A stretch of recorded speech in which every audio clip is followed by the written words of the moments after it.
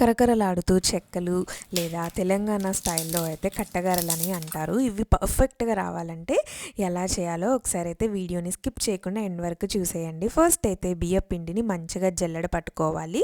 Next ఇక్కడ పసుపు, కారం అలాగే ఉప్పు వీటన్నిటిని వేసుకొని మంచిగా పిండిని ఒకసారి మిక్స్ చేసేసుకోవాలి.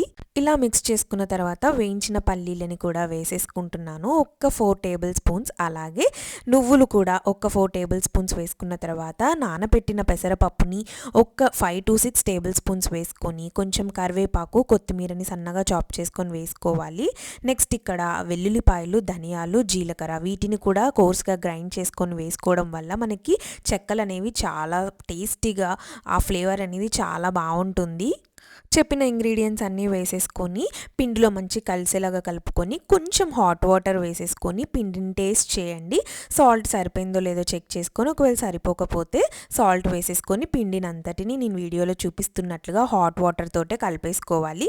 ఇలా కలుపుకున్న పిండిని మనమైతే చిన్న చిన్న బాల్స్ లాగా చేసేసుకొని ఇలా చెక్కలు చేసే మిషన్ ఉంటుంది కదా, దాంతో మనమైతే చెక్కలన్నీ చేసేసుకుంటే చాలా ఈజీగా ఉంటుంది ప్రాసెస్ అనేది.